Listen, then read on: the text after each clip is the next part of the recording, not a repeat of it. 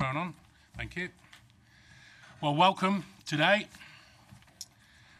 This is a momentous occasion for the Leicestershire County Council and the Environment and Transport Overview Scrutiny Committee. As you see, we've got the name Environment in our title, and today is the first paperless meeting. There will be a little bit of paper, forgive us, but the future we're now testing this programme for the rest of the council. So you'll see everybody should have a computer. We've been given some nice programme to work. We can do all sorts with it. And we've just been having a nice time. Do you understand? Were you making a mess of it, but you're getting there? Yeah, that's right. You're doing well. but it is quite important because potentially, I won't give you the cost, but the cost of paper is quite expensive, and it could potentially save a lot of money in the future that could employ or help vulnerable people, children's services. So I think that's very important. So thank you, committee, for agreeing to this. And we look forward to the future of a paperless meeting. So please, everybody, could you make sure your telephones are off, nice and quiet? That goes for our lovely guests over there. And I have received apologies from Mr. Phillimore. Mr. Bentley will be substituted. Mr. Bentley, welcome. It's always good to see you. And so therefore now we go straight on to the first agenda item. And this is the minutes held on the 16th of January 2020.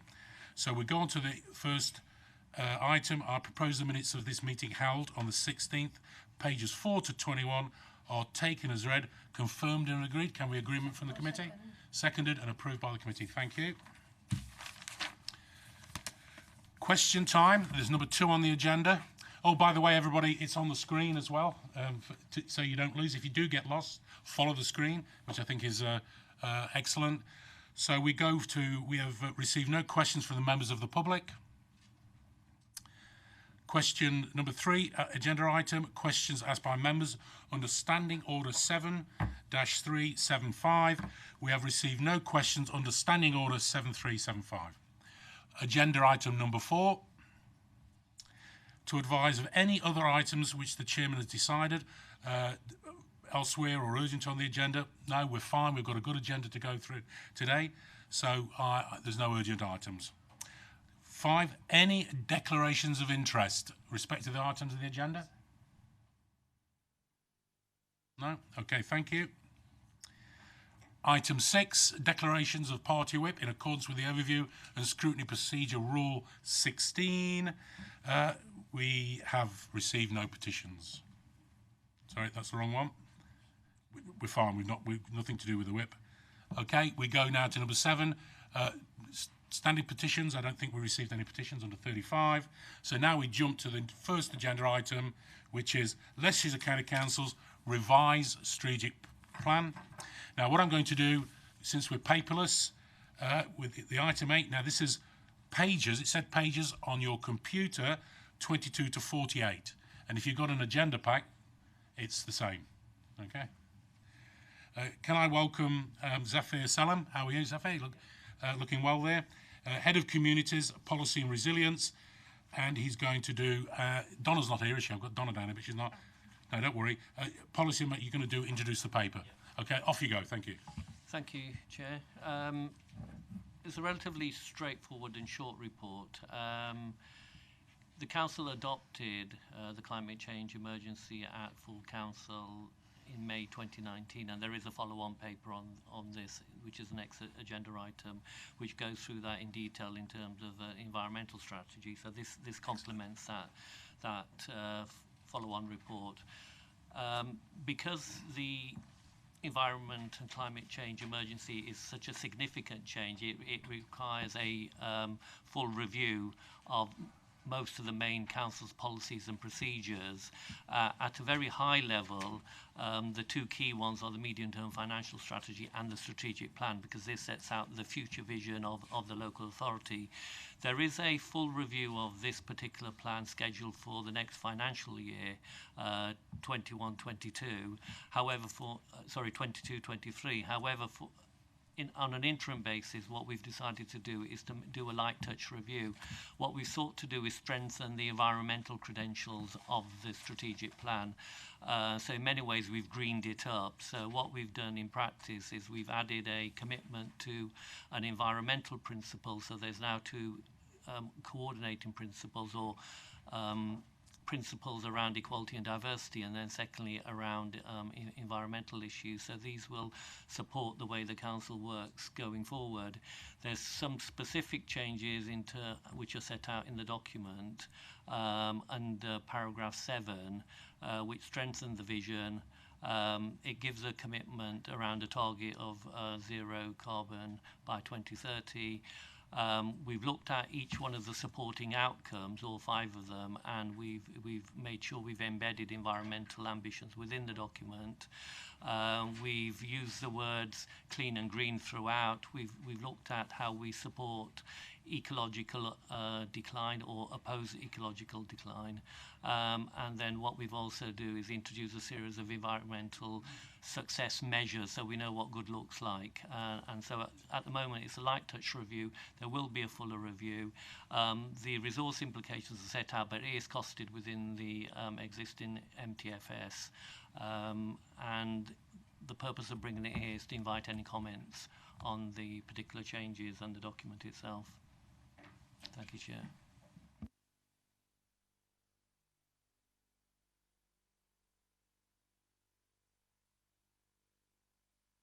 Not a question, it's just a statement really, Chair. Thank the officers for doing this and reflecting perhaps the fact that climate change is real and it is man-made.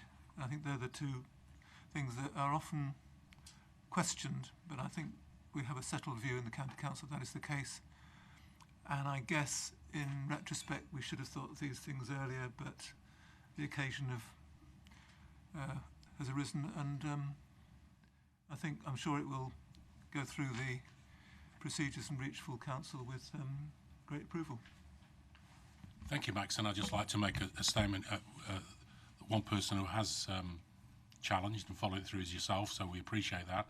And again, this is what the importance of scrutiny, and I'm sure you're reasonably happy that we're taking note and we're trying to push it through with your support. Thank you very much. David. On a similar theme, Chairman, I think we are setting an example this afternoon, and I very much welcome it. The challenge of climate change is overtaking us, as we've seen with all the dreadful weather everybody has been suffering. Could I just raise one observation on the report, though, and that's on page 37, where we're talking about partnership working. Could I request that we give consideration to including our other partners within the county, and that's the district councils, parish and town councils, and indeed voluntary bodies? I don't think they're referred to anywhere in the report, and I think if we're going to set an example by working together, we should include all our partners within the county. Thank you, David. We talked about that in the briefing, and I think that's. I think the officers took the notes. I think you agree. We will hopefully in future name, because it's not just districts. They do a lot of work, but there's other partners, and I think sometimes that acknowledges them when they see the report that they're part of the report. So it's quite easy to do. I'm sure we can manage that. Thank you, David. Bill. Thank you. Just a couple of questions, if I may. Carrying on from that, I understand that the scheme called Master Gardeners, who work within our districts, is actually folding at the end of March through lack of finance. I don't know if anybody can comment on that. Master Gardeners. It's a group from volunteers who do work in various areas, improving the environment for people, voluntary group. And one thing that's always concerned me is that we want to improve our quality of life for our residents, but the builders only build to the minimum of the housing regs. if we want to improve things, we need to improve the housing regulations so the builders build up to that. Things like insulation, things like built-in generation of electricity, and also green water. It's easy to do it from the beginning of building a house, not so easy to do it when you've actually built the property. And when you're building an estate, I would have thought that the cost of doing that would be rather small overall to the estate as it is. So I don't know if what we can do about improving building regs, whether that's something we can represent us at the local government association rather than us doing it. But thermal installation of properties now, I think I think Joanne will correct me, I think it's anything less than an E, you can't let a property. So, you know. I'm just a bit lost this side of the... So you're saying where this fits into the report? This is the strategic plan, the County Council strategic plan. Is Yes. Mr. Bolter referring, is this relative to the strategic plan, or is this relative to the environment strategy, which is the next item on the agenda? Well, it's actually to this and the other, but I thought I'd get the opportunity of getting in on this one on page 33.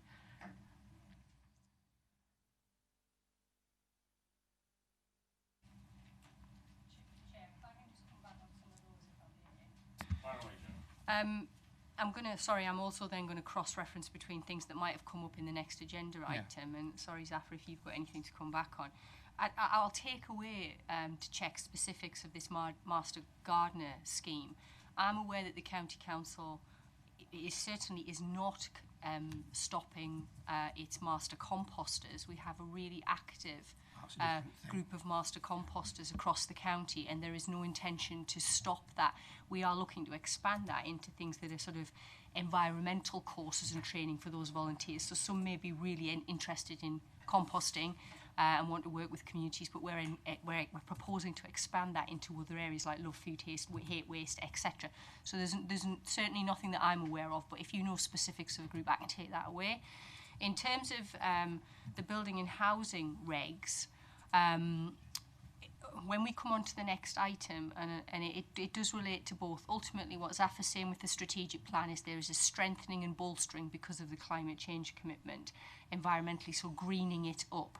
When you get to look at the environment strategy, it has that interrelationship with the strategic plan. And when you come to page 82 in your pack, when we get into the environment strategy, there's a section which talks around affordable and quality homes, and it talks about strengthening that by saying things like encouraging the provision of low carbon housing at the build state, construction of more sustainable lifelong housing. So your exact point about rather than retrofitting or retrospectively dealing with issues, it's around engaging with housing developers and building and planning to address that.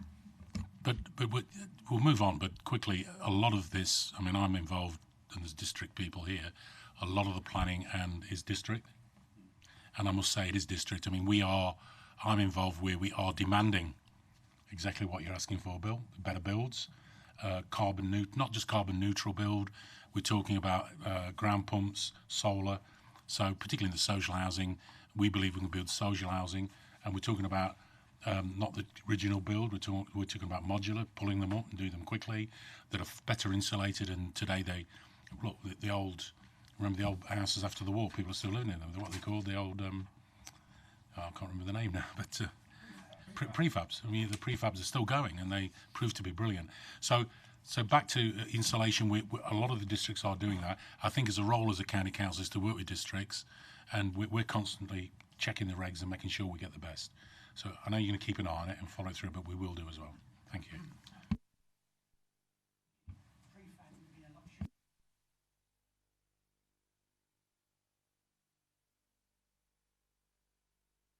Thank you, Mr. Chairman. If I could just draw your attention to page 39, Leicestershire has the right infrastructure and sustainable clean growth, and it's to deal with the NOx emissions. Could I ask that this report considers the inclusion of PM 2.5, which is a very serious particulate that is digested into the body and it affects all organs, whereas the NOx is mainly associated with lung disorders and lung disease. this can create that, but it can affect, and a lot of heart attacks and strokes, if they're able to track it back, it could well be that terrible chemical. So I'm not sure whether we can, but I propose if that could... Could we take a note and see if we could find out what it is, how it affects, and whether it could be... maybe we haven't got the records of it yet, but or they do it. No, but if we're talking of NOx, Chairman, if it could be included as another one that we monitor and look at, knowing how serious it is. Thank you very much. Thank you. And if that's no more questions, we move on. Sophia, thank you very much. It's a pleasure to see you, and hopefully we'll see you again in the future. We now go on to agenda item 9. And this is our revised environment strategy. So we're on item 9. You've got it on your computers, I hope. It's a revised strategy as set out pages 47 and 100 on your computers. Can I invite Joe, Assistant Director in the Environment and Waste, to present? Over to you, Joe. Thank you, Chair. Yeah, just to reiterate, I'm starting on page 47, and I may mention a few page numbers within that batch, and hopefully thank you very much. That'll be very helpful for all the members. Thank you. The process. So, officers today are seeking views from this committee on the revised environment strategy, its action plan, and part 1 of a carbon reduction roadmap, which is also going to go to Scrutiny Commission before being presented to Cabinet in April and then going on to full council in May. The report sets out existing and previous policy positions, including the County Council's declared climate emergency declaration in May of last year, which in turn has necessitated us revising the ambitions of the environment strategy in order to achieve, firstly, carbon neutrality for our own emissions by 2030, but also support achieving carbon neutrality for Leicestershire by 2050 or before. So in the background of the report, it explains the requirement for officers to produce what we've called a carbon reduction roadmap, which we've broken down into 2 tranches. So tranche 1, which we're seeking views on today, is about tackling the County Council's internally measured emissions, whilst tranche 2 will focus on the Council's currently unmeasured emissions and establishing an approach to reducing Leicestershire's wider emissions. It's also worth mentioning and linking back to what Zafar mentioned earlier that in his presentation, and acknowledging that we've incorporated the Council's strategic plans revisions to take account of climate change in this strategy document. And I did touch on it, linked to Councillor Bolter, but the specifics of those are between pages 80 and 82, how that links into the document. Equally, there's more information on the scope of what's in tranche 1 and tranche 2, and that is in the main body of this report from page 48 to 50. So it's telling you what is covered when we monitor tranche 1 and tranche 2. And as I said, we acknowledge that we're concentrating on tranche 1 emissions at the moment. They currently equate to around 13,000 tonnes of CO2 equivalent. And we bring a report to you annually as part of the greenhouse gas report to give you a sense of what we're doing to try and reduce that carbon. Again, I might be encouraging you to jump around, but there's a pictorial view of this. It's figure 2. It's on page 50, but I think it gives good context to the scale of the challenge that we have, those various tranches of carbon. So while you look at that, if I briefly just cover each of the 3 appendices. So Appendix A, which is from page 55, is the document itself, the revised environment strategy, which was fully replaced in 2018. So really what we've done, apart from embedding the stronger carbon reduction commitments and changes to the strategic plan, we've taken the opportunity to update the document with any changes that have happened since July of 2018. So some of those things include any legislative change, new government policy. We've looked to strengthen some of the objectives, and hopefully we've just tried to add some formatting improvements to make it easier to move around the document. Again, they're set out in point 21 of your report. Appendix B is the revised action plan, which will look at a rolling 4-year period as the MTFS does, so we can mirror that approach to reviewing it. It's been cleansed, so any of the completed actions since July of 2018 we've taken out, but some of those are substantial, so things like the Green Fleet Review, where we've looked at our fleet with a view to sort of electrification of part or all of it over time. and we've added new actions across the 6 themes of the strategy. The plan is a live document, so it will be reviewed annually, as I said, but it can accommodate new projects as they come forward. So an example will be our intention as officers is to come back with tranche 2 carbon, so that wider Leicestershire carbon approach, and any of the details that come forward on that we will add into the action plan once we've consulted you on it when we come back to committee in the autumn. And then lastly, Appendix C, which is from page 20, so it's not from page 20 anything, it's from page 97. I think really it brings me in more detail to that tranche 1 draft carbon reduction roadmap, which summarises the work we've undertaken so far to identify possible work streams for reducing that earlier mentioned 13,000 tonnes of carbon to 0 by 2030. And the work done to date has identified, it's certainly captured all the work that we already have planned, but it also looks at the low cost, high return projects through to the arguably low return, highly complex projects that we'll have to consider. The analysis allows for expected reductions at a national level, so there will be some things that happen regardless of what we do. So decarbonising the national grid is an example of that.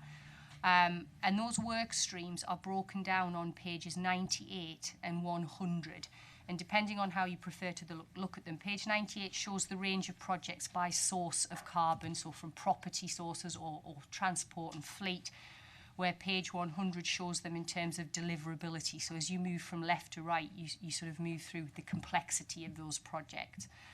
And Chair, I wasn't proposing to go through those, but I'll take any questions if there are. But they cover things like smart heating systems. So if people have the equivalent of Hive at home, how do we do that so that we can manage our heating systems? Electrification of our fleet, building insulation. There's a whole host of projects that are in there. Lastly, in terms of resourcing, the action plan is aligned to the MTFS. As I mentioned, I think that's an opportunity. So it means that where these business cases come forward, we can bid for funding and hopefully justify a business case to invest. And the current MTFS has £16 million already earmarked in it for projects associated with climate change. And with that, Chair, I'll pause and I'm happy to take any comments or questions, please? Max? Bill? Could you put your microphone on, please? If I could thank the officers for all the hard work that's gone into this, and the authorities definitely making good progress as we've been told. A couple of things that concern me about it. First of all, in paragraph 13, which is on page 49, we say that the carbon emissions from Leicestershire as a whole are 4.5 million tonnes. And then we also say in that same paragraph that the local authority can influence the emissions equating to 3.6 million, which is about 3/4 of that. So that looked very promising. And then I got to page 69, I think. Yeah. And I think this is a reference to tranche 2. We say the scope of the strategy covers both the council's own operations and also where it has control and influence within the county as a whole. So is the policy, the question really is the policy therefore aimed at whittling down that 3.6 million tonnes? And how much of the 4.6 million tonnes was it in the county as a whole is accounted for by Leicestershire's own operations? Because I imagine Leicestershire's own operations are a very small proportion of the whole of Leicestershire, the 4-point-something million tonnes per year. So the big task really is to tackle the three quarters, really, if we can, which comes into tranche 2. I'm repeating myself a bit because I'm fairly confused about this myself. But, so sweating here, you know. So tranche 2 is important, And I think as we go to, is it page 96, I think, where you refer to tranche 2, that seems to be very much a future rather than a present activity. So that's Joe, could we? I think you need to look at that because it is a bit complex, and I think we'll come back. Are you all right? We get back I'm to sure this. she understands the question. So could you take note of that, and we'll report back to Max at the next briefing, or do it personally? Are you all right with that? She knows. She's got the answer. You've got the answer. Go on then. If I may, I'll go somewhere between the two. Through you, Chair. Some of those definitions, Leicestershire emissions under local authority influence versus the whole of Leicestershire, are government definitions. And I'll make sure that we take away, when we bring tranche 2, which is in the autumn, September, October, which is a far more challenging environment to operate in, because our spans of control, when we're not directly in control of them, it's around influencing, so that is very challenging. But it will come back. That will be some of the debate that we'll have in the autumn. But they are national definitions of how you word it. But on one of the points you did say around of that huge number, what is LCC's emissions? Because it is not the same question as the bit that we currently report on. So that figure 2 that I mentioned on page 50, it recognises that at the moment we report to government on a very specific list of CO2 emission areas that equates to 13,000 tonnes at the moment. We have to neutralise that as part of the commitment we made. But we also know that the County Council does produce more emissions than that from things like its contracts for waste management. It runs county farms. Now, we have a proxy measure for that, and we believe that the amount of carbon we produce as a county council is around 45,000 tonnes of that much bigger figure.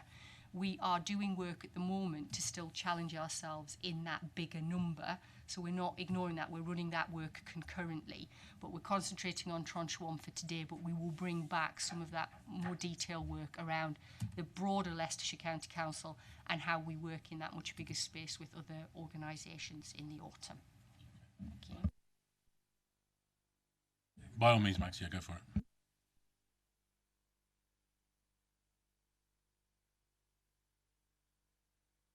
We can control the emissions, carbon emissions within our own operations, and that's good work in progress.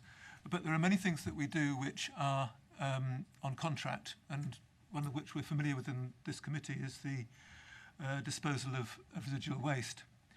And I'm concerned, therefore, that we might be doing a lot of work within the authority, but in the contract work, it's regarded as being a bit at arm's length and not so much within our control. And I just wondered if I could ask about waste incineration and waste disposal particularly. And it seems to me that when we're sending residual waste, which can't be recycled for one reason or another, to a third party, that's going to create, or that could create, significant carbon emissions. Now, the justification of that seems to be, from what I've read in the papers, that burning waste, which creates some carbon emissions, is not as bad as burying it in the ground, which produces more carbon and greenhouse emissions. And that's described as a net saving of carbon, which is a comparative saving of carbon, but it's still creating those carbon emissions. So my concern is that operations such as the one I've mentioned will be excused because it's not as bad as it used to be, but still contribute significantly to our carbon emissions as an authority. Can you answer that, Joe? Or I would say, just take your microphone off a second, I would say that I know a lot of companies that we would commission would have licenses and regulations to follow as well. We're not just, they're not exempt. I guess it's managing it. It's the same as fly tipping. You're aware that they need, if you use a man with a van, he has to have a license, and it needs to be, but unfortunately we do get rogues that turn up, that fake it and then dump the stuff. So I'm just saying that there possibly should be some sort of license agreement or respect, all our operations should be working within regulations. That's a given. Yeah. Can you just a quick word, Joe? I can try, but I can also take it away. I think there's a couple of things. We're not ignoring contracts or how we manage, and that's whether they're for waste or anything. Part of that wider carbon question will have to delve into contracts, as will it procurement. We're a huge procurer of goods and services, and there's a huge amount of embedded carbon in that process, so they will be considered as part of tranche 2. In terms of the specifics of incineration, ultimately we have a statutory duty as a disposal authority to dispose of the waste, and absolutely we have to follow the hierarchy. So landfilling is arguably the worst in that scenario, and incineration is better. But there are different types of incineration. So incineration where you are supporting a heat network, so you have combined heat and power, is a better environmental solution than just burning it and producing the energy. So these are things that officers, when we look at our long-term strategic planning for waste, we are questioning now whether there's an opportunity to connect and combine so you don't just capture the electricity, you also capture the heat. And depending on how you do that, and unfortunately I just can't find the wording, but I could take it away, Chair. There is something around, so for example, the energy from waste facility at Junction 23 that secured planning. And the planning inspectorate looked at that, and they do talk about the fact that contractors, when they put in a planning application, they still have to put in an application that neutralises their carbon. They're not exempt from those considerations when they look at planning. But we will have to look into that in more detail, I accept that. Just a few observations, as Joe will expect. Are you using paper there? I am indeed. Where's your computer? It arrived yesterday afternoon, Chair. So I'm afraid that time didn't permit me to actually practice on that, but it arrived yesterday afternoon. On page 74, when we're looking at the next procurement of disposal of our domestic waste, can we look at other things we can actually recycle as well? Like in my authority, we used to collect handbags, shoes and clothing. Now I know at the present contractor won't accept clothing because of the way they collect commingled waste, but handbags and shoes I'd have thought would have been feasible to have actually sorted out in their present facility. So that's one. What does concern me is on page 84, the County Council's role as a highway authority. When we have a planning application in districts and boroughs, the county always comment about the traffic. Do they take into consideration the air pollution as well, outstanding traffic? Because I don't think they do. And I think the two are very much dependent on each other. Because once you get standing traffic, your air pollution goes up. And I think we need to look at the whole lot. It may be not detrimental to the traffic flow to have more properties. It might be detrimental to the air pollution. And I think you need to tie the two up because the two are very much linked. So I don't know if we can do that. And the other thing, as Joe, I'm sure will expect is coming, is about our SSIs and country parks and rights of way. County Council already accepted that they need to do extra work on these because they're falling behind, and I'm sure that Joe's got plans in place to actually improve our environmental areas, because she said she had last time, so I'm just repeating that just to keep Joe on her toes. But I don't like to read where the County Council is not maintaining its country parks and its things to a satisfactory condition, and that's what the report said last time. So perhaps Blake on his last meeting here in this capacity could perhaps take that back to Cabinet and see if we can actually improve our country parks to meet the required standard. Thanks, Bill. And that's about me lot for that one, Chair. So their observations, could we just get notes and then get back to Bill and the rest of the committee? I think CC everybody, and we can brief at the next briefing. We'll make sure that David brings that up. But they were good questions. Okay, we'll move on to the next agenda item. Agenda item number 9. This is the 10. This is the. Is it 10? Are you sure? 10. This is the Hinkley Zone, Rugby Road Town Centre improve. No, which one are we on? Hold it. Number 9. Where is it? Where is it? Sorry.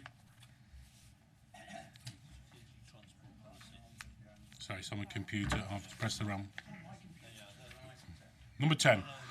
I've got it. Leicester and Leicestershire Strategic Transport Priority. I've got it, everybody. Forgive me. Oh, yeah, see, we're all learning. Number 10. These are your pages 101 to 142. Can I say that we've been through this a great deal? It's part of the strategic. I'd like to think that with a very short presentation, that I expect this has been read. We've read this. We've been to this committee a number of times, so I don't think we need to go through totally. I think I'd like to get your questions in. Anne, do you want to say a quick word on this, and then we can? Is it your turn? Who's the presentation? Where is it? Oh, you're going to do the presentation. I did ask for it. Forgive me. Sorry. Trying to move us on.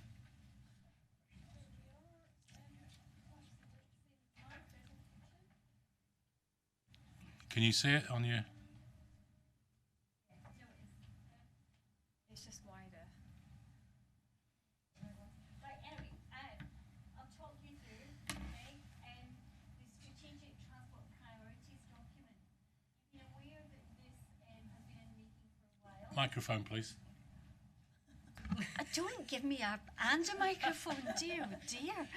We're all getting flustered computers. I'll be seamless in a moment.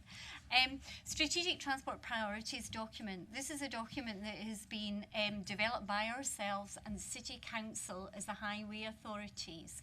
It is in support of a strategic growth plan, which you're well aware of, and obviously that looks to 2050 in order to deal with the growth agenda across the county in a holistic way and plan for it. This sets up very much a framework from which we can prioritise transport investment to support that economic and housing growth across the county and the city, as well as taking on board the challenges that we will see coming forward through climate change, technological advances, changes in demand about how we travel, how we live our lives, societal changes to that period 2050. As I say, it very much is a framework document from which more detailed work will come beyond that to look at detailed interventions that will happen in terms of transport to support that growth. That's just the background to it.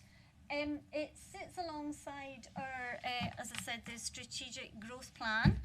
And what we've done in terms of looking at the evidence that was available when the strategic growth plan was being developed, there is a recognition that while we have a good feel with the local plan periods up to the early 2030s, the transport investment that would be needed to support that, looking out to 2050, actually we needed to do a bit more work around that, hence the development of this priorities document. Just move on there. It looks at short, medium. These are slightly different from my slides. Yeah, no, I'm going to go back one actually. There. I'll go to that one. It looks at we've had a technological blip here. No, I'm keeping you on that one. Right, we're with it. We're coordinated at last. It sits alongside the strategic growth plan. It looks at transport-related and other challenges posed by that growth.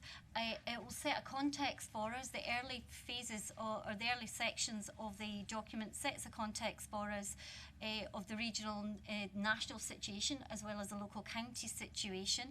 What we've done is we've tackled it by looking at an area-based approach for that framework, which is very much, you'll see represented, and it is within the document, apologies if it's not big enough there, that diagram. So the area-based way we've looked at it is the travel between cities, so Leicester to other cities in the region and further, travel around Leicestershire so around the county, travel around the county towns. So within our market towns and our smaller communities, different travel challenges there, different growth challenges there, as well as travel around Leicester City itself. Again, a different scenario. So we've recognised there's different challenges in each of those environments to look at how we might want to deal with that going forward. The fifth theme is that one at the bottom there, resilient transport network. Both it's about the basis of asset management and how we maintain our network, but it's also about making sure we are building in that resilience to things like climate change, but as well as to changing technology. How will we be moving about in the future, etc.? How do we future-proof what we're doing now to make sure that we're getting the best out of it in the future? The main aims of the Strategic Transport Priorities document, there's a list on, and it's on page 112 of your pack, but they include, the objectives include improving connectivity, supporting growth in sustainable high-quality communities, supporting the transition to the low-carbon economy, and moving towards adapting to that climate change challenge, improving health, and improving air quality, some of the things that have already been touched on this afternoon. And as I say, it's about a framework to enable prioritisation in the investment and activity that will have to go on in order to support that growth in the future. Moving on to each of the themes then quickly, so we are coordinated. The first one, travel between cities, so from Leicester to the other cities in the region and further beyond. The key aspects of that we'd want to look at are key road and rail improvements to improve that connectivity, and I'm sure you're aware through things like the Midlands rail proposals, some of the work that's going on there. Particularly for us, HS2, you'll be aware of the recent government announcement that that is going ahead, although there will be a review of phase 2B. But it's to make sure that we as a county are getting the maximum out of the connectivity opportunities that arises or potentially arise for us as Leicester and Leicestershire. We are, again, that thing about future-proofing against technology. Technology is moving, as we all know. Here we are, paperless, a hugely fast rate. So how are we adapting to those and future-proofing for those technologies and dealing with climate change, where we're seeing things happening every day now that we're having to begin to deal with in a different way, in a traditional way of moving about, maintaining the network, etc., has to change.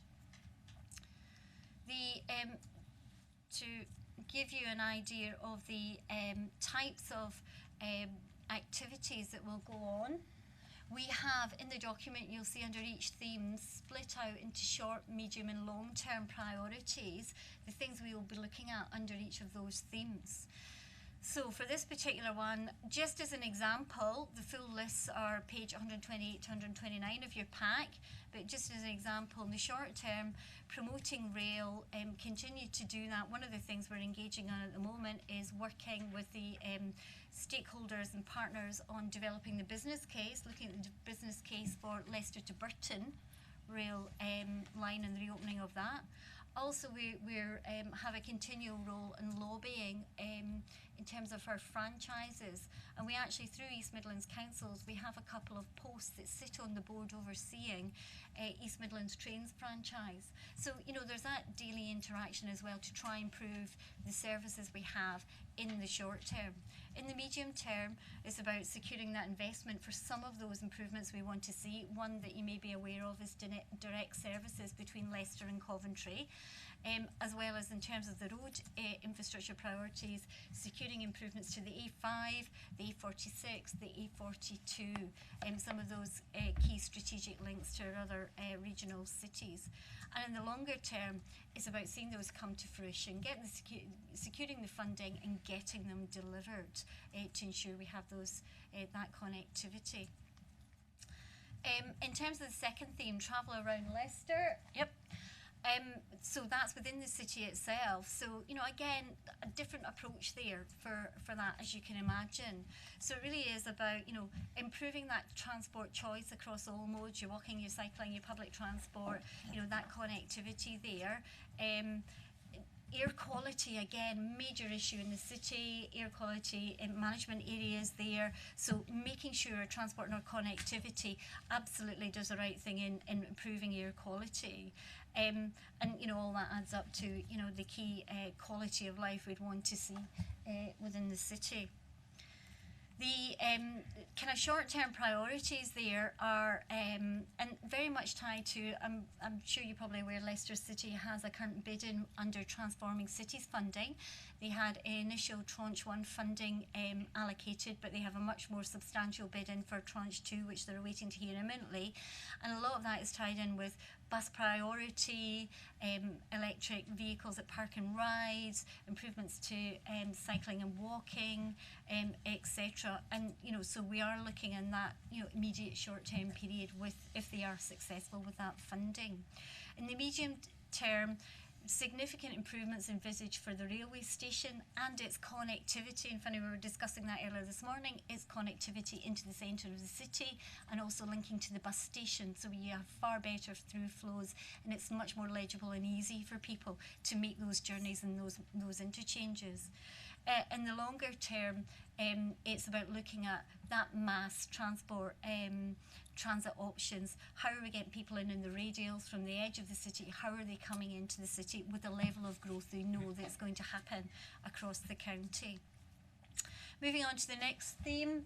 3, travel around the county itself. So out with the city, you know, we all do, you know, our journeys, don't we, from one part of the county to the other. It's not always easy, as you know.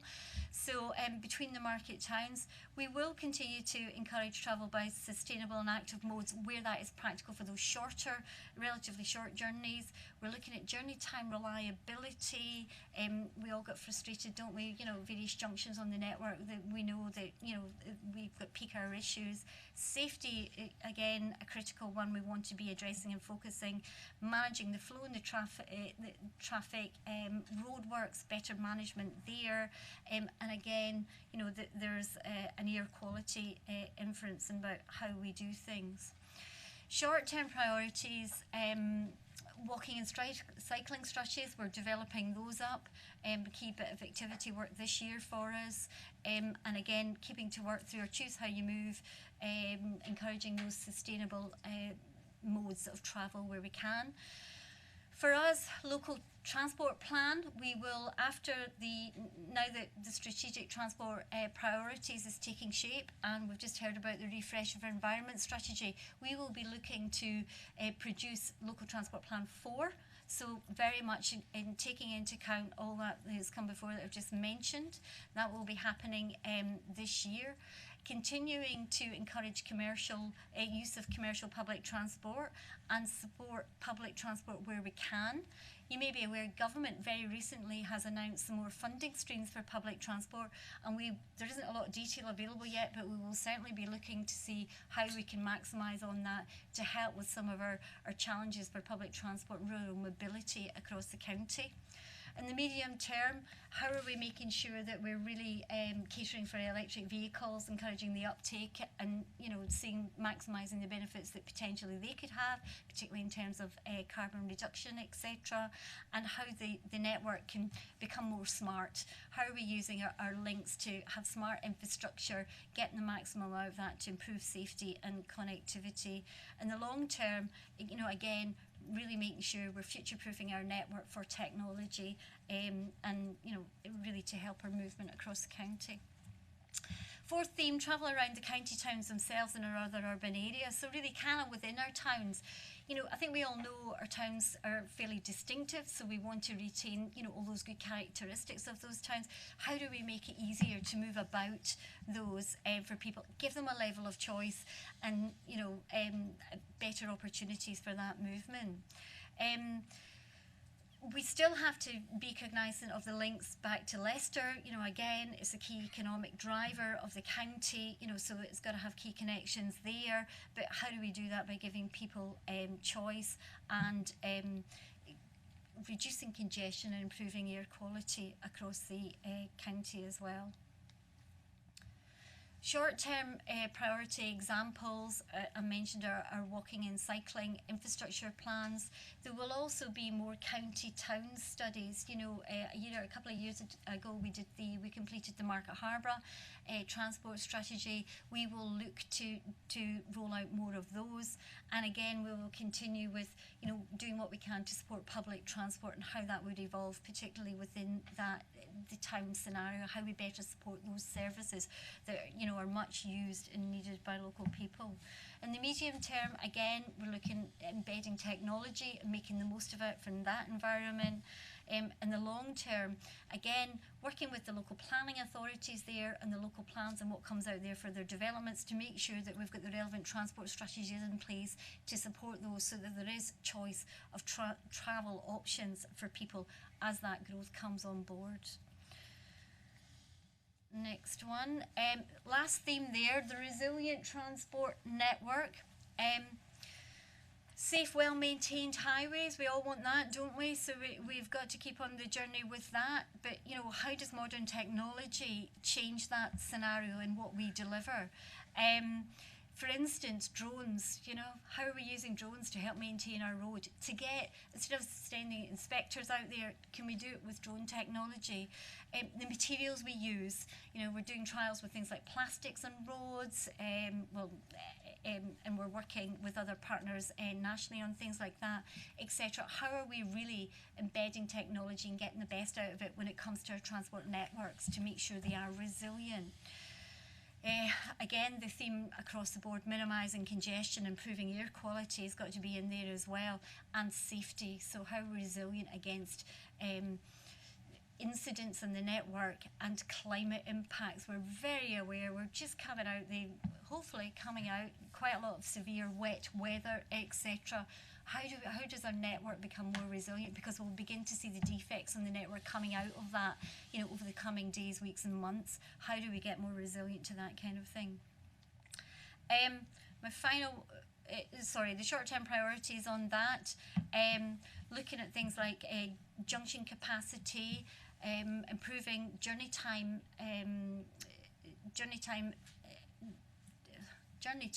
that's it, improving journey times and improving air quality.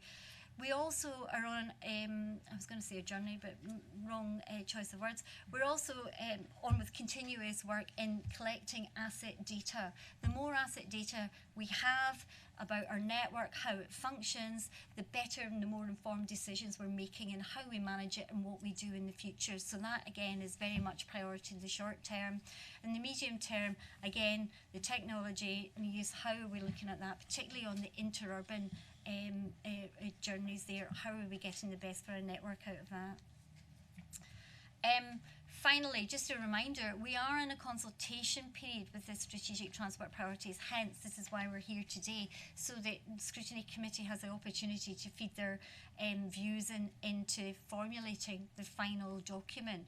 Just to give you then a reminder of the rest of the process of that, we will be going to, it's out to public consultation, we will be going to the Members Advisory Group 21st of May, the consultation closes the 25th of May, and then we will go back to Cabinet for final approval. City Council are doing the same thing, or they're taking to the City Mayor for their approval of this document, and then beyond that, as I say, it begins to set the framework for things like our own local transport plan refreshes, and through that work and through our work to support local plan development and then down to the individual development applications, we can begin to understand and start delivering the right types of transport interventions to support the growth scenario.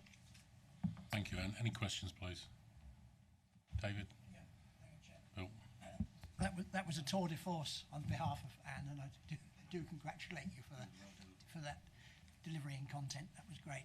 I'm sure the vast majority of this we'd all support, and we very much hope that the ambitions come to be fulfilled. I know a lot is so much out of the control of this county council. Some of it's in the hands of the Chancellor and other bodies, all kinds of people. But on the whole, this is an imaginative way forward. I do have one or two issues which I have mentioned before, so I won't go into them any great length. But on the looking at the plan of Leicester, the strategic growth plan, it hasn't really changed since we started this discussion, and I have concerns, to say the least, at the mildest, about the route of the A46 expressway, which on this plan still comes out at junction 2 of the M69, and there's going to be continuing opposition to that. I'm not so keen on that dotted green circle around Hinckley either, which it refers to as a growth. What is it called? Managed growth. I can tell you there's not too much appetite within the Hinckley urban area to be a much more of a growth area. Or Shilton come to that, I would have thought. We'll take our fair share, but there's not much enthusiasm beyond that. There's reference there to the Golden Triangle. I'm never too sure where exactly the Golden Triangle is, but I rather think it's the whole of the southern half of the county. Is it? It's the area between the A5, the M1, and the A47, I suspect. And people who are caught in people who actually live in the Golden Triangle are not that keen on it being the freight city for the country. So there are aspects of this which are still of concern, but on the whole, it's a good report, and I'm sure it's one that we should support. Thank you, David. We've noted the concerns beforehand. David's made them in most meetings numerous times, which I appreciate. Yeah. At least you're consistent. Yeah. Just let's make a note, and I think we get back. Are you okay with that? I think we've been through this a number of times. We've discussed it. It's hard to disagree with some of the points, but we just need to follow this through in the near future with your scrutiny, David, because you're doing it very well. Bill, over to you. Very briefly, Chair. Yes, interesting report. Page 137, the urban areas. I just brings up every time because somebody might listen sometime. In the borough where I live, we have three centres: South Wixton, Wixton Magna, and Oadby. Connection by bus between Oadby and Wixton is virtually non-existent, in that there's only one bus, that's the outer circle, which runs every hour. Now, bearing in mind that what used to be the 8 to 8 centre, which is now the urgent care centre, is based in Oadby. So if you live in South Wixton, chances of getting there are a little remote, unless you use private car or taxi. You can't use public transport to get there, and through lack of trying, I've tried for many years to try and get the bus companies to actually get some idea of travelling between Oadby and Wixton. We used to have a bus between Oadby and Wixton.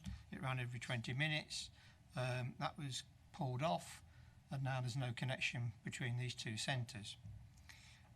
What's brought it to light more than anything else is that the doctor's surgery have an interesting way of doing things now, in that the South Wixton surgery is now connected to the Oadby surgery, which overall doesn't sound too bad. But if you get referred to the South Wixton surgery from the Oadby surgery, you can't get there. The only way to get in there is actually going into Leicester, catching the bus, and catching a bus from Leicester back out again. It doesn't seem to me to be a good way of actually doing things. And I wonder if officers could perhaps use their best endeavours to put some pressure on the bus companies to perhaps relook at this scenario, because it seems to me madness that you're travelling a lot of miles for a 2-mile journey, and that can't be good for the carbon footprint. Thank you. Thank you, Bill. I know you will, but there's also, I think we've got to accept things like health appointments and change of them. It's out of our hands, and that's to do with health. We've got the same thing in Melton. We've got a very big Latham House that's 36,000. we don't control, neither does county council control times and when they change. I've had appointments changed to Oakham for certain treatment, and I've actually driven a resident because she couldn't get there because the bus service unavailable. So I do accept your points, and I'm sure you would like to make a point too. Or, but we are working closely with the Health Authority now, Chair, which we weren't before. yes, thank you.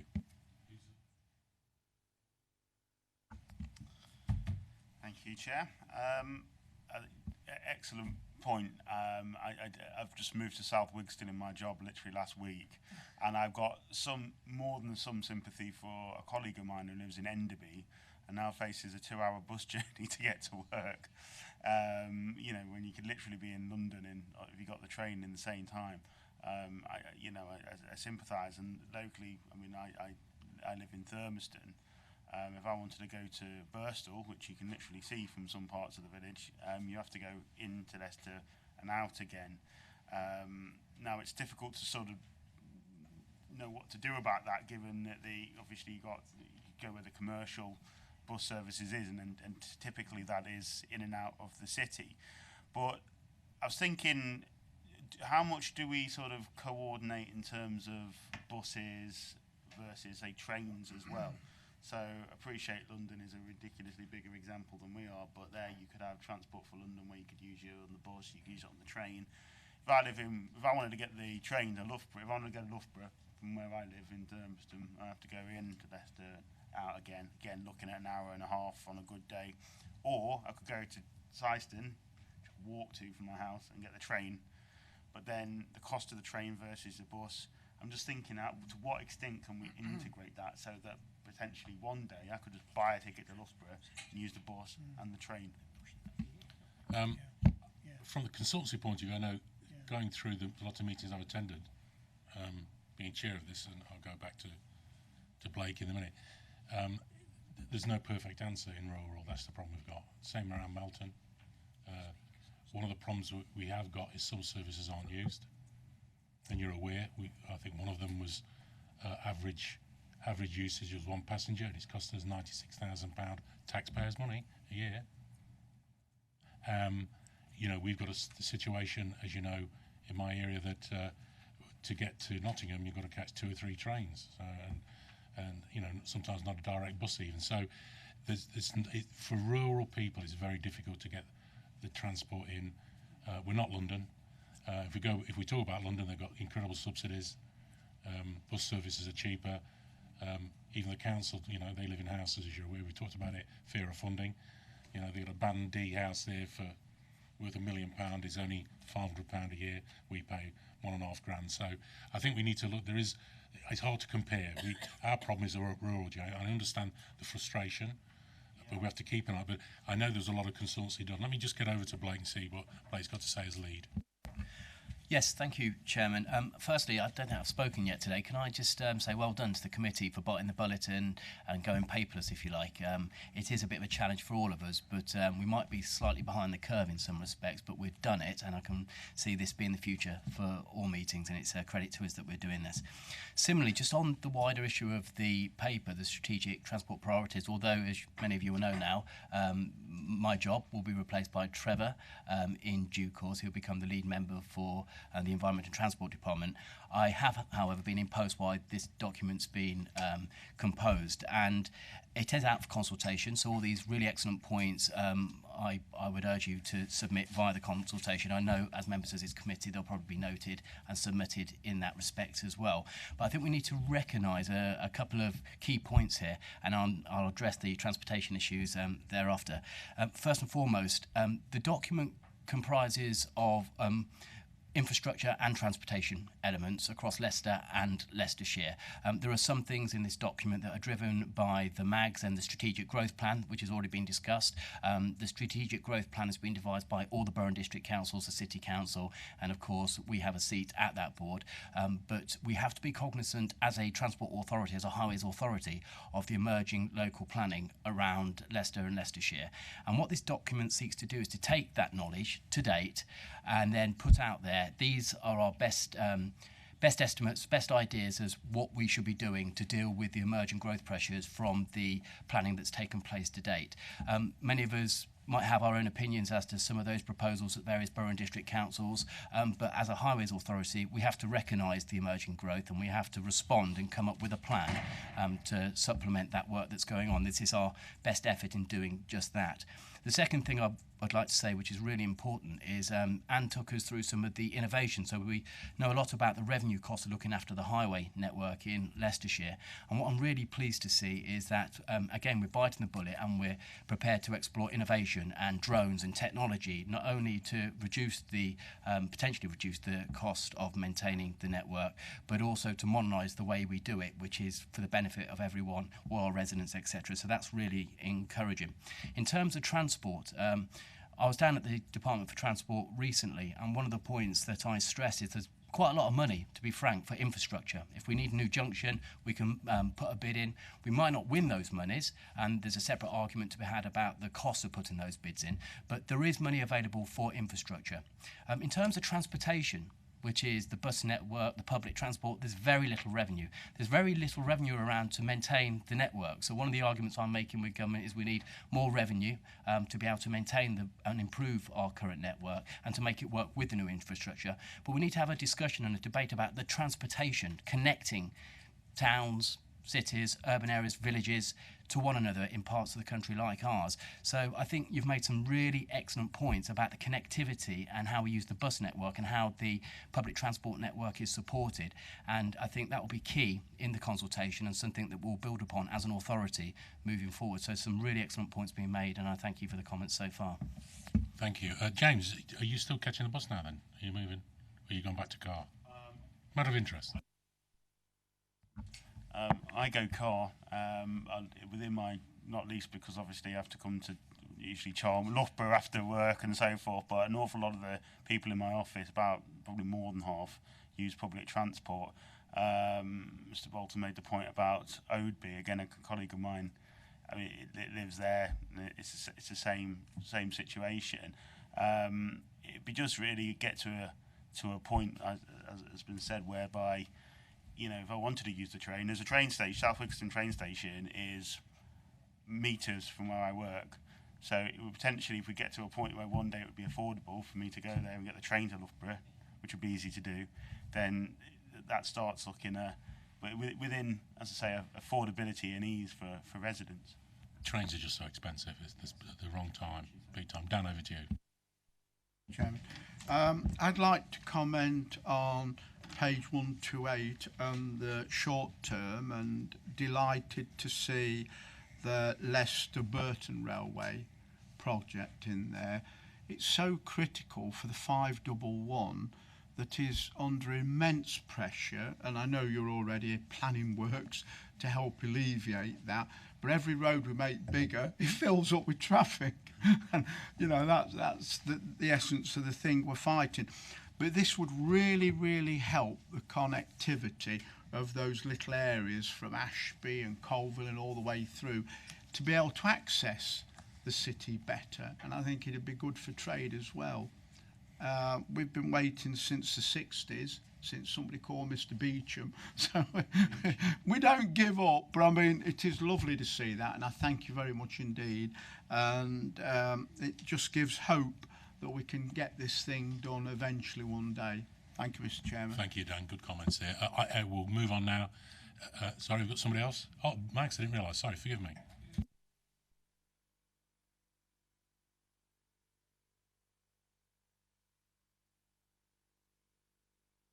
I was interested to hear the comments, and obviously the bus services are really not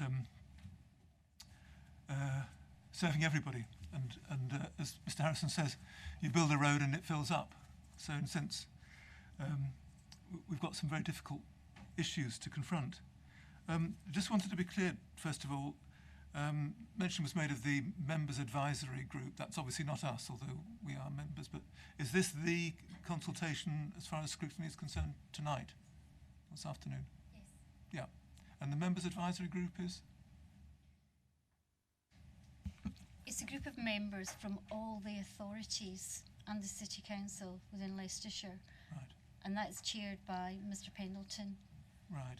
Okay. So And that they're doesn't the ones that concern us. led on the strategic growth plan. Okay. So obviously, you know, they're very interested in this as well. But Right. I hasten to stress this is a public consultation as well. Right. Okay. Well, as Councillor Payne has said, money is very short, and what money is available, we are bidding within the constraints we've got within our bidding strategy. That's the next item, or a future item on this agenda. But this is supposed to be priorities until 2050. That's the next 30 years. So I read it with that in mind, and I was very pleased to see that we're moving on to LTP4, which is the overall transport policy. Because LTP3 is somewhat long in the tooth and out of date. The four themes that Anne's outlined, the first two predominantly focus on the city and mentions the Burton-Leicester line in that respect. But the Burton-Leicester line is really important for the county, particularly for Colville and the stations beyond and before that. So I think the Burton-Leicester line should also be in theme 3, travel around Leicestershire, because it would be an enormous benefit to people living in the northwest of the county. That's the first thing that I'd like this committee, if they can do, to reflect back to the cabinet, I guess, is where it's going, isn't it? Just wait there. Yeah. Are we quite happy to reflect that? Because I remember we've discussed this line before.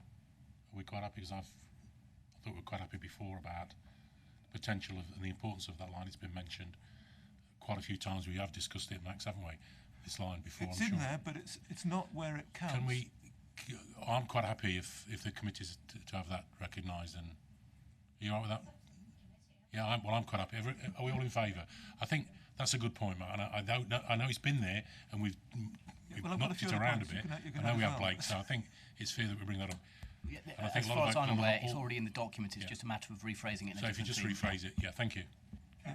Well, it isn't a matter of rephrasing, and I'll tell you why. As I said, the first two themes are predominantly about the city. The second, that's 3 and 4 themes, are about Canada. I don't know if it was City wrote the first two and we wrote the second, or the second two. But they're the two, 3 and 4, that concern the county. And theme 3 is travel around the city. This is difficult on the screen here.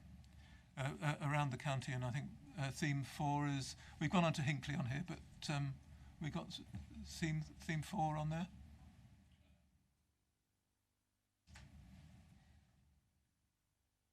No. Okay. Well, anyway, if you look through the priorities, there's very little there, honestly. I appreciate the concerns everybody's got about the bus service in particular, and we'll come to that. But there's loads of stuff in terms of infrastructure, in terms of ideas, in terms of vision, frankly, in 1 and 2, but not much in 3. If I can scroll down, I can perhaps give an example.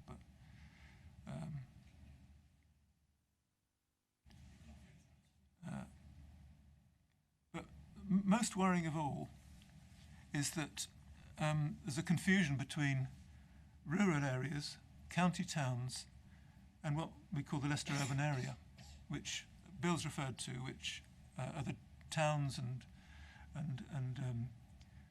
settlements around the city that are intimately connected with the city. And I recognise there's a political issue here that people who don't live in the city don't like to feel that they're treated like someone who lives in the city. But it's a fact. If you live in Birstall, your main focus is the city of Leicester. If you live in Blaby, the same is true. But the county towns, the rural areas, and the Leicester urban area of the county are all conflated into one in those last two themes. There isn't really an appreciation in there about journeys to work, which is crucial. We have no information here about where in the next 30 years people expected to make their journeys to work, which is the key deliverer of congestion. And congestion is the most critical and the most criticised aspect of our transport system. Talk to anybody about our road network. Might mention potholes, they might mention the bus service. But congestion affects everybody, whether they're travelling in a bus or in a private car. And that issue is just not tackled in the document. In fact, in 5.14, which is the top of theme 3 on page 134, it says that just under 50% are spread across the county, towns, villages and isolated rural settlements, sort of lumping them all together. And then it says that we've got a density of population of 860 per square mile. Now what that tells you, heaven knows. But it's again this sort of conflating those three parts of the county into one. And then it says, 2 paragraphs down, the predominant rural nature of the county presents viability challenges for medium and long distance public transport, which in turn means that opportunities for residents to travel by sustainable modes are limited, where mid and long distance bus and rail opportunities exist. They may be infrequent, and this is partly Bill's point and your point, James. They may be infrequent with long journey times and stops located at potentially. Now that's the vision that we're given for 2050. There's nothing about what might happen between 2020 and 2050. So that's my other concern, that not enough attention has been paid to the Leicester urban area within the county. That's all those communities around the city. There's nothing in the plan for them and for journeys to work. And that the plan has a built-in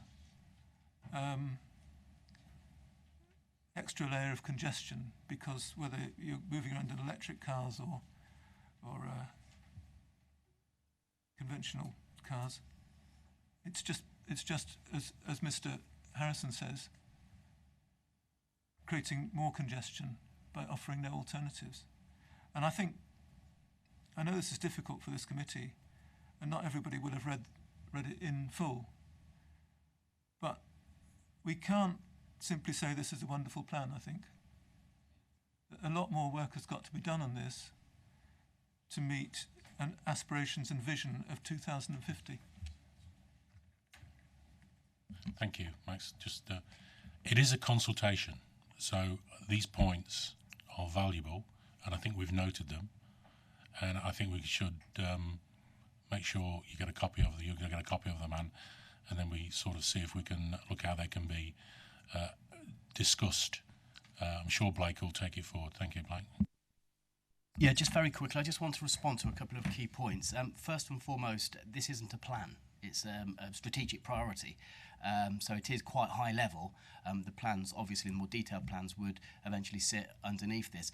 I also said in my what I said before, that this is our best knowledge of what's going on at the moment, of the information coming at us from the MAGs, from the relevant borough and district councils, from the other organisations that we have to work with. So we haven't got a crystal ball here. I mean, I used to be a Back to the Future fan. In fact, I still am a Back to the Future fan. And in the 1980s, I was led to believe that we all travelling around on hoverboards right now. We can't predict.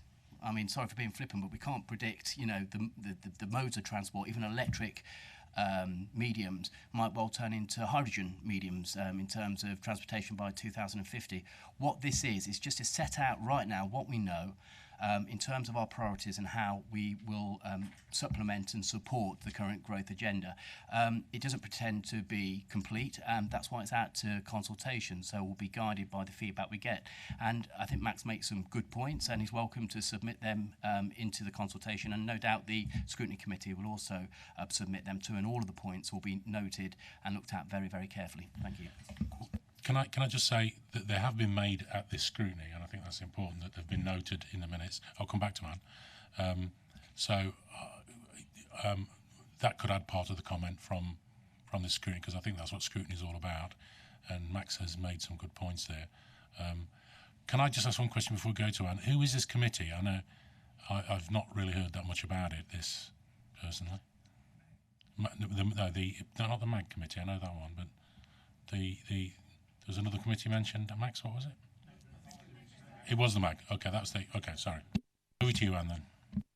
Sorry, thank you. Just to echo that last point, thank you for all those very valid points, and we will take them back, obviously, as part of the consultation. I just wanted to pick up, in the quotation you had about the public transport use and the opportunities for that in rural areas, etc.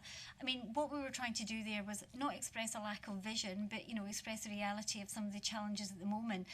Obviously, 96% of our network is commercially provided.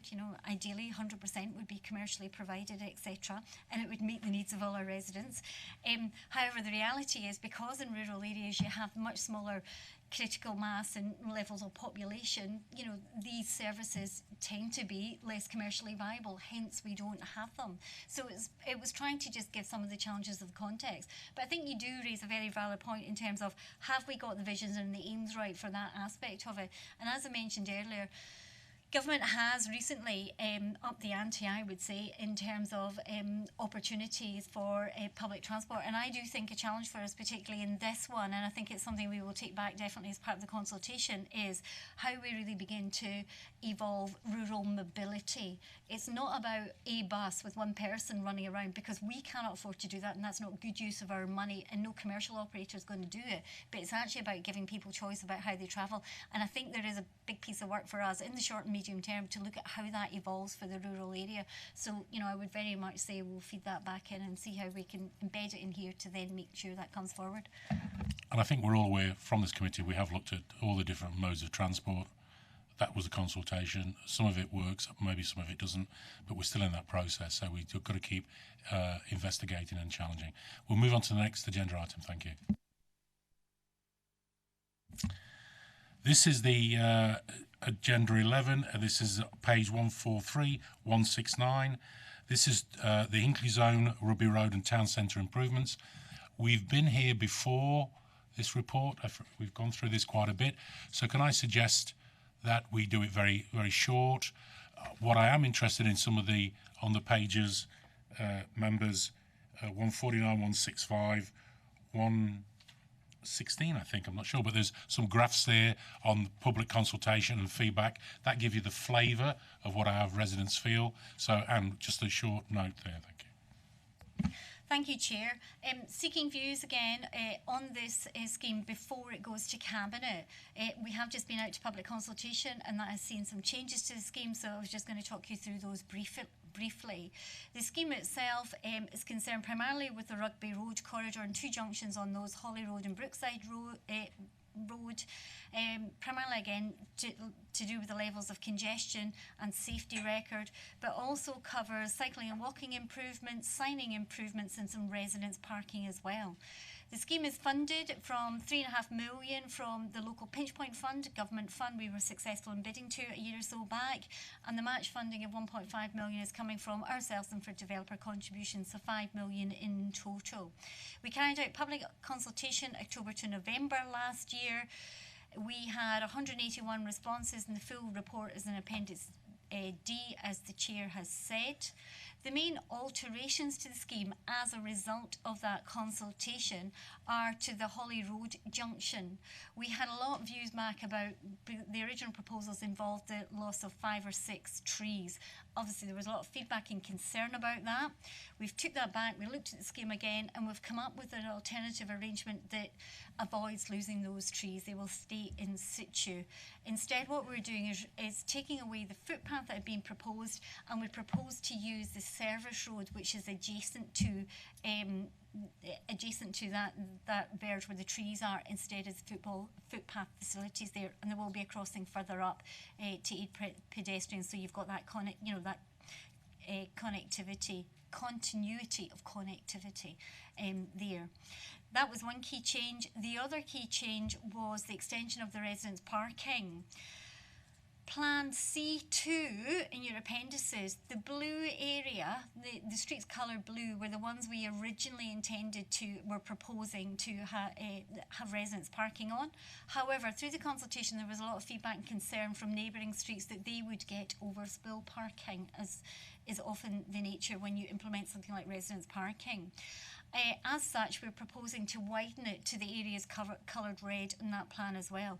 I will still emphasise that now has to go through a formal consultation, so it's not definite it would be all these streets. It will depend on what comes back in the consultations, but that's our intention, to consult on that extent of area for the residents' parking. Just to sum up, as I say, seeking your views prior to going to Cabinet, depending on Cabinet approval and that consultation. And one other factor, we're in the end processes of acquiring the land necessary. Subject to that being concluded successfully, we aim to start construction in summer this year, so fairly short term in terms of seeing some progress there, subject to those other caveats I've mentioned, Chair.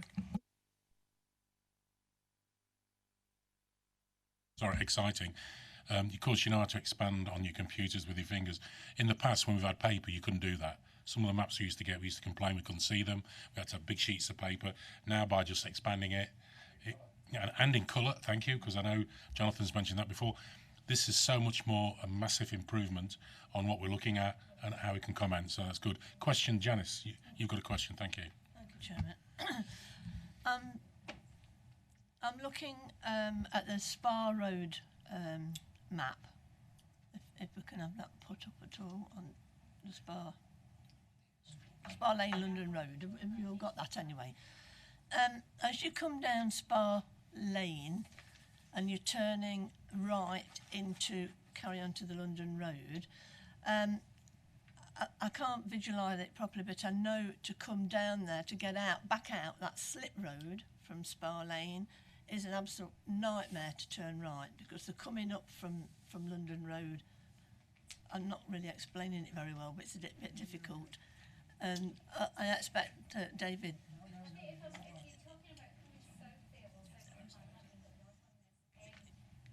You can't see the traffic coming from the right, or you couldn't, whether there'll be alterations now, I'm just saying, but it is a dangerous situation and you have to take your life in your hands to get out of it. So I was wondering if that could be explained a little bit more, if possible. I mean, all I will say at the moment is obviously the proposing box markings there to stop traffic queuing across that. I will need to go back to the individual officers, particularly about that visibility point you raised. So if it's all right with you, we will come back to you on that one. That's fine. I'm just going to, yeah. And then I know, reading the report, a lot of hard work has gone into this report, which I thank the officers for. And after the consultations were returned to officers, and they took the comments on board and made alterations. So I think that shows that officers have really looked at this plan and listened to the residents. And I really commend that the officers have done a really, really good job in listening to the residents. And I think this is what it's all about. I'm really pleased. I don't know whether Councillor Bill. Well, thank you. That's important, because I think sometimes we get builders we don't listen, but we do as best we can, and we try and make the changes appropriate. Because I think, so I'd like to thank you, Janice. I think, Chairman, through yourself, anybody that's been travelling round about Hinckley and Burbage area knows it's been a nightmare. So I welcome these alterations. So thank you very much. Thank you, Chairman. David. Chairman, I realise now that looking at page 164, I should have declared an interest, because our house is now included in the residents' parking scheme. And in fact, we've got a drive, so if anybody wants to park for the day, charge. We're quite happy to advertise it, as long as the council gets some percentage from you, some money back. Could you just note that interest? Then it's quite. Can I just come back? Can we get on the map and see your house and see your curtains? Yes. Just looking at the main junction, which has always been has been the bone of contention. That's the Rugby Road junctions. the problem we've got, of course, is that there are only 2 crossings north-south across Hinckley, and there's absolutely no chance to do anything other than try to put up with it. But it does mean that the 2 pinch points are they are an increasing problem day and morning and evening, and in particularly the Rugby Road one. I mean, the ideal would have been to have widened the railway bridge in Rugby Road, but presumably that's out of the question. The Burbage councillors, the district councillors, have put together some observations on the scheme. Everybody is generally in favour of it, but they have got some observations, and these are more of a technical nature, referring to the to difficulty of right-hand movements, retention of the trees, difficulties cyclists might encounter, and so on. So, in the interest of IT, rather than I shall send this straight to Kat for the record, if I may, and I've already sent a copy to Anne. Did that over the lunchtime. So if that's okay, if those observations could be recorded, that would be appreciated. Can I say, David, turn your microphone off. Can I just say, Dave, for one who wasn't sure about using IT, you've cracked it pretty quickly the last few days. Can assure you, sending reports off, and now you're sitting there with a computer. I'll just congratulate you. Well done. Send those reports, and they'll be very valuable to feedback. Thank you. We go on to the next agenda item. Thank you. This is the Environmental Transport Highways Transport Capital Programme. Again, I do believe I'd read this as read. It's a report. So we can go straight into short comments from Anne, I think it is, and then we move on to any questions. Thank you, Chair. Again, seeking views prior to Cabinet report going later in the month. This is a Highways Capital Programme for the next 4 years, and the Highways Works Programme for that period as well. Just overall, the Environment and Transport Capital Programme over the MTFS 4-year period is 278 million. Of that, the Highways and Transport element is 267 million, and that is summarised for you in Appendix A to your report. Key elements for delivery this coming year are detailed in paragraph 11 of the report. It should be noted that the Lutterworth works that are mentioned there, we're still awaiting government's announcement on our HIF funding, so that is very much dependent on that. Worth emphasising paragraph 13 regarding advanced design element there being raised. Government favours competitive bids for capital allocation. In order to submit a robust business case requires significant resources, undertake data collection, analysis, modelling, and putting together that business case. It's just highlighting there is a strain and a resource going forward in that. However, if we are to secure the funding needed to deliver some of these schemes, we need to continue with that work. Another element of that challenge is about additional match funding. Many of the bids require match funding to them. Obviously, we're now having to be far more creative in finding that match funding in order to put a good case forward. The Capital Works Programme for 2021 is set out in Appendix B for you, so there's quite a lot of detail in there, I'm sure you appreciate. It should be noted that some of these schemes will take a number of years, particularly those large capital schemes, so don't think they'll all be completed in 2021. That's just an element of the work will happen then. For other parts of the programme, while we've done our best to set out what we intend to deliver now across the programme, events happen where schemes that weren't on that need to be elevated and the priority is accelerated, and some things may drop off. So I would just emphasise it is a fluid scenario. However, what we do intend to do going forward is keep a refresh programme on the Members Hub area. So as things change, the latest version will be available to you on the Members Hub. Programme, just last point I will make, the programme is funded largely by government grant, but some of it is our own capital and some of it is obviously developer contributions in delivering some of those works as well, so it's a mix of funding sources there. Happy to take any questions as much as I can in the detail. If there's real detail on specific ones, I might have to come back to you, but please, happy to take. Bill? Chair, yes. A bit concerned because I thought what would be here is not here, and that's Blaby Road in South Wixton. It's absolutely full of potholes. Men have put temporary tarmac in, but it's not on a programme to be redone, and it really ought to be because it's a real problem. The other one down here is various OB in Wixton, various highway schemes. Helston Lane was resurfaced last year. Absolute mess now. It's worse now before they did the surface dressing. And I hope that's going to be done as a matter of urgency because it really is bad. Any reason why for that, Bill? I don't want to get sued by any contractor, but I don't think the standard of workmanship was quite as it ought to have been. Okay. I'll leave it at that. It's a terrible mess. There's all ridges and rocks in it. The surface is breaking up. It's all on the pavements. County been out and swept the pavements. The borough's been out and swept the pavements. But the road surface is absolutely terrible at the moment. But Blaby Road really does need some work doing to it sooner rather than later. Yeah, absolutely. It's a minefield trying to drive down there. Thank you, Bill. I've got to say we have had unbelievable weather since December. I'm not making excuses, but the floods and the rain have been. I've seen roads where I'm based. I've never seen before the damage they've taken from the rain. And on top of that, we have got contractors working, making it even worse because they're building houses and trucks and things. Add that to the weather, it's been a nightmare. So we need to take that in a little bit of consideration. Watch your microphone, Bill, it's still on. That's page 172, 173.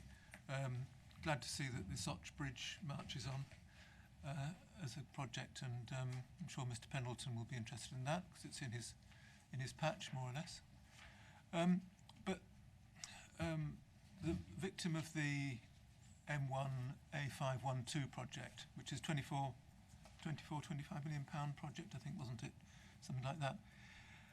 It seems to me, looking at that particular project and comparing it to others, that a lot of this major highways work is, as is well known, to service the growth that we're experiencing in Leicestershire. And a lot of that growth is formed of these sustainable urban extensions. But sustainable urban extensions are built and specified where they are in order to reduce the amount of traffic, not to increase it, or at least to minimise the traffic coming off the new estates, such as at junction A512. So what we're doing is we're spending a lot of time, and that's officers' time and resources, preparing these major road projects to service so-called sustainable urban extensions. And experience tells us that we can never really build our way out of congestion, that congestion will only increase until it reaches the point in London and the centre of cities where they can't extend roads anymore. And that seems to be the central problem with our transport programme, that it's all based on major road projects to service largely these sustainable urban extensions, and at the end of the day, certainly in Loughborough, we will get very little benefit out of the 2 years of motorists having to queue to go through junction 23, and the amount of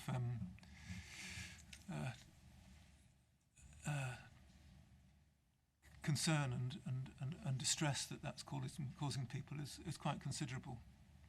But we can't do anything about that because the contractors are doing all they can to minimise the difficulties.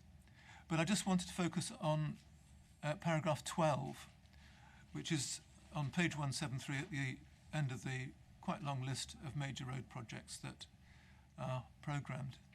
And it says, going forward, there are likely to be significant additional pressures in terms of the advanced design funding, and I would say staff resources, and basically that we may not be able to do what we want to do. And thinking of all the things that we have to do in this authority on the road network, I just wonder, particularly in view of my experience with the A512 M1 junction, whether this is all worth the candle. At the end of the day, we'll have congestion back where we're trying to build it out, and it'll be very expensive to create that. You could spend £24 million on a lot of other things I could think of. So that's what I wanted to say on that. We'll take that as an observation. Well, it is, Max, really. You're making a comment. Could you turn the microphone on, Max, please? You're doing well. And I don't disagree with you. It's just we're in about catch-22. We're at the hands of central government for certain funding and grants. Very much the same around the country. All I can say is that, technology, I know one nation somewhere, they've changed work practices so people start earlier in the morning. Half of them, no, actually this is somewhere in Asia, and they finish at 1, and then they split the company so it's working longer, yet less people are travelling. I don't know what the answer is, but I think we need to we're here to scrutinise it and do our best within a national programme as well as a county one, but we'll continue the scrutiny. Andy, would you like to make one comment? Yeah, and probably more of a comment as well rather than anything else. I mean, fundamentally, that scheme there is made up of a number of requirements of what developers needed to do. Under current government NPPF, a developer is required to address the capacity issues it causes from its development, and we need to ensure that there aren't any safety implications. So there was a number of developments as well as a major SU along those stretch of road, the A512, either side of the motorway. And what we've done is taken the opportunity to do all those works together, add to it as well in liaison with Highways England to provide that better capacity there, because they've been required to do that as part of their planning consent under the existing system.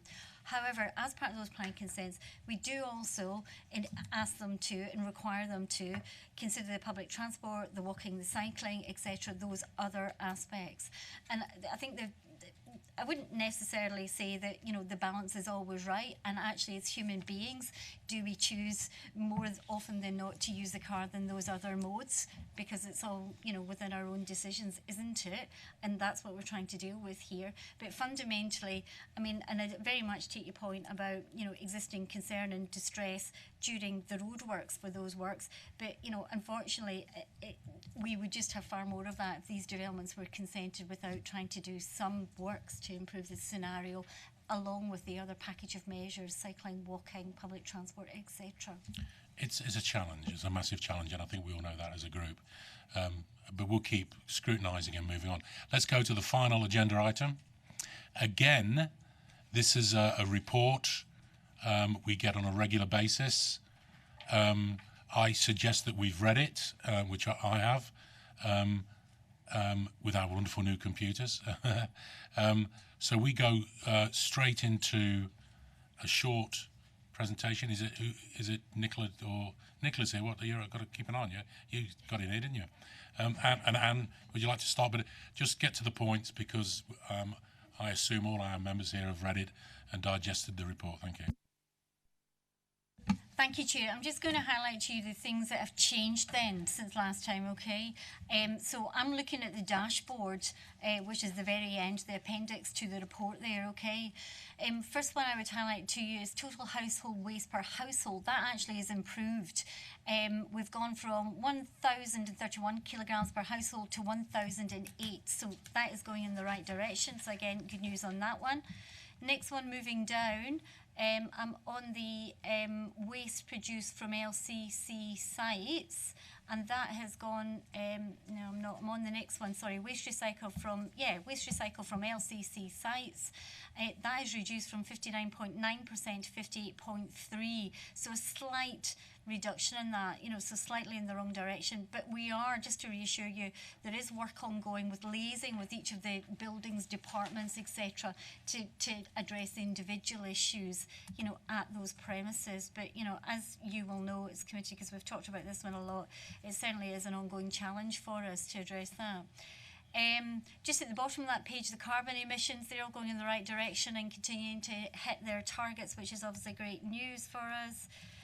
On to the second page then. The top of that, road casualties, and I think it was mentioned earlier, they've both improved this quarter, going in the right direction. The total casualties dropped from 1,071 in the previous quarter. So it's quite down to 953 is our latest data on that one.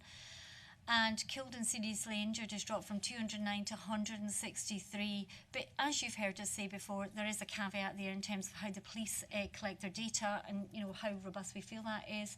Next committee in June, we are having the full annual report, and the police will come along then, so we can explore that a wee bit more.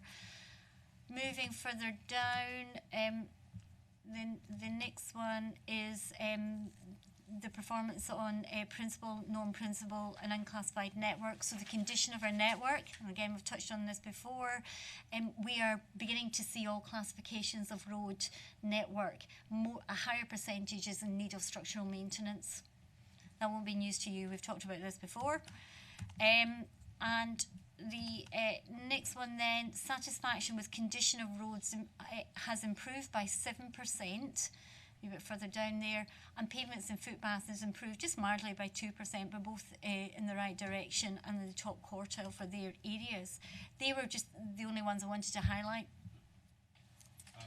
I sort of like this, the way we do it. It's warts and all. You see your red, your green, your amber.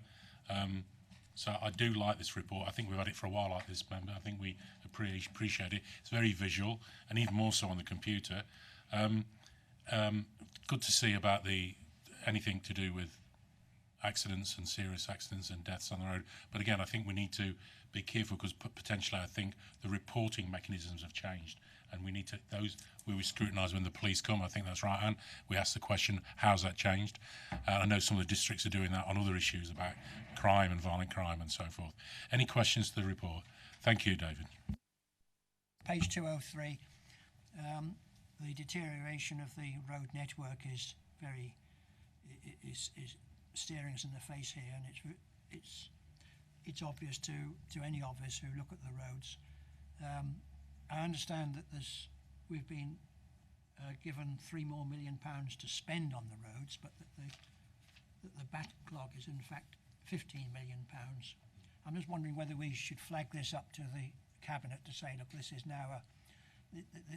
now an issue which they should focus in on, because this affects everybody. Thank you, David. I think actually Blake will say it's already been flagged up.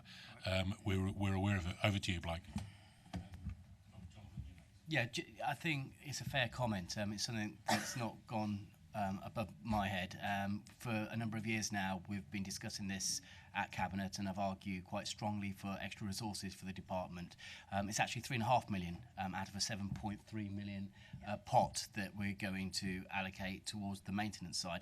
But again, for a number of years, we've made no excuse that the actual general deterioration of the road network will get worse and worse as the use-ship goes up, as weather conditions continue to behave as they do. We've identified we need about £13.5 million to maintain the current road network and turn the tide, if you like, to send it back in the opposite direction. And it's a question of carving up resources. We know we're the lowest funded authority, upper tier authority, county council in the whole country. We're arguing for a fair slice of the cake. We desperately need more money into our road networks, and we'll continue that debate and press those points. But we have to deal with what we've got, and so far we've identified £3.5 million. We'll be able to maintain the roads to a safe condition. But I stress, and I've made this comment before, we're forecasting by 2030 we might well be closing some roads off, especially some C-class roads on the current trajectories. So, this isn't good news for Leicestershire, and we really do need to somehow get some more resource to be able to maintain the road network to the condition it should be in. A bit of a conundrum before I go to Jonathan is that we're struggling to provide bus services to the rural areas, and now if we don't keep the roads, then they will be cut off. So we need to it is a conundrum, I know that, but we need to be careful that we don't totally isolate people.